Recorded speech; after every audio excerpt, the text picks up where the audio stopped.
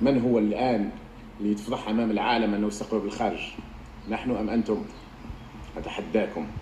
أتحداكم أنا شخصيا وكل إخواني الذين يعملون معي أو الذين هم في رشاد أو الأحرار الجزائريين أن تجدوا واحد فقط يتعامل مع الخارج. هؤلاء الشرفاء حروا وطنهم من مستبد ظالم، وأنا متأكد أنهم إذا اضطروا أن يحملوا السلاح ضد النيتو أو غير النيتو سيحملونه، لأن لن يسمحوا أن تدنس كرامتهم أو عزتهم أبدا. وإنما هؤلاء في لحظة معينة كان هذا المستبد يريد أن يدمر كل شيء، فإذا وإخوانهم. وأنا أقول مرات للناس، يعني إذا كان عندك خوك جاي يقتل لك أولادك ويقتل لك زوجتك في دارك، وعندك ولاد عمك اللي هم الدول العربية هذه مفروض الجزائر ومصر وتونس ما جاوش يساعدوك، وعندك جارك اللي طمع في دارك وانت عارف انه طمع في دارك وطمع في ارضك، لكن جاء في هذيك اللحظة يدافع عن أولادك، تقول له لا، خوك يشعل في النار في الدار ويقتل في الأولاد، جارك اللي طامع في دارك يجي يدافع عليك على الأقل في هذه اللحظة. نعم، نقبل دفاعه في هذه اللحظة، نقبل موقفه في هذه اللحظة، وبعدين لما نتخلص من أخويا المجرم عليه ويقولوا هو اللي يدعم وهذا صهيوني يدعم، نعم هذا صهيوني، نعم هذا يدعم إسرائيل، نعم هذا ضد كل على حاجة عندها علاقة بالإسلام، لكن الليبيين اللي جاك وانت تغرق يمد لك اي شيء باش يسحبك من الغرق، اخرج من الغرق وبعدين تفاهم معاه، وانا على يقين الليبيين سيتصرفوا هكذا. كلمت مع بعض كبار المعارضين الليبيين قالوا ايش هذا برنامج، نحن نعرف انه صهيوني لكن نحن نغرق، قذافي اللي المفروض انه رئيس يذبح فينا، ايش نعمل؟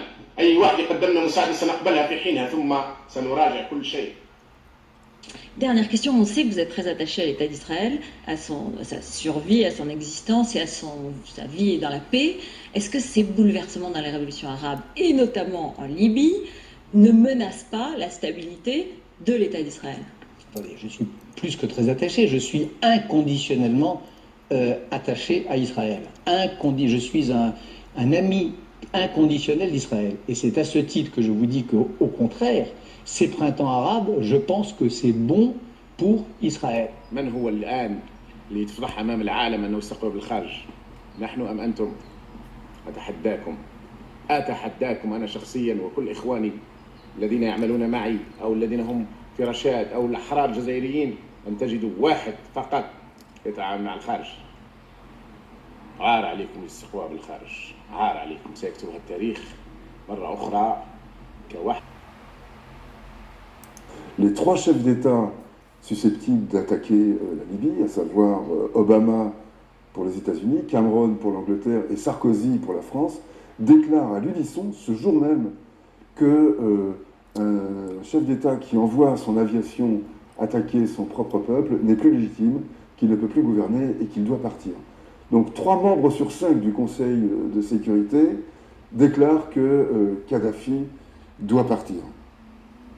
Je ne sais pas s'ils se sont concertés, mais ce qui est phénoménal, c'est que tout le monde a embrayé là-dessus, alors que ce bombardement n'a pas eu lieu. Voilà, c'est ça. Donc c'est un formidable bobard sur un mensonge. Parce que ce bombardement de Tripoli, que par exemple Bernard-Henri Lévy a décrit de manière très minutieuse, dans le détail, hein, nous racontant telle femme fauchée par un éclat d'obus, etc. Vous nous dites, ce bombardement, il n'a jamais existé. Non, il n'a jamais existé. Et ça, c'est la seule certitude qu'on a, c'est qu'il n'y a pas eu de bombardement à Tripoli. Voilà, mais d'ailleurs, il y a 3 énormes mensonges qui servent de prélude à l'entrée en guerre, qui sont l'un, ce faux bombardement, le deuxième, 15 jours plus tard, annoncé par la Ligue libyenne des droits de l'homme, des charniers avec 6000 morts, 3000 à Tripoli et 2000 à Benghazi, dont pareil, nous n'avons absolument aucune image et qui n'ont jamais été retrouvés, ou plus exactement les quelques ossements auxquels on faisait référence étaient d'une part des ossements de chameaux, d'autre part des squelettes résiduels des cadavres de la révolte, de la mutinerie de la prison de Tripoli qui avait eu lieu en 96, c'est-à-dire... Il y avait aussi l'attaque de Benghazi, bien longtemps avant. La colonne et de le chars troisième d'assaut. bombard, c'est la colonne de chars qui se dirige vers Benghazi, qui, elle non plus, dans cet univers minéral totalement découvert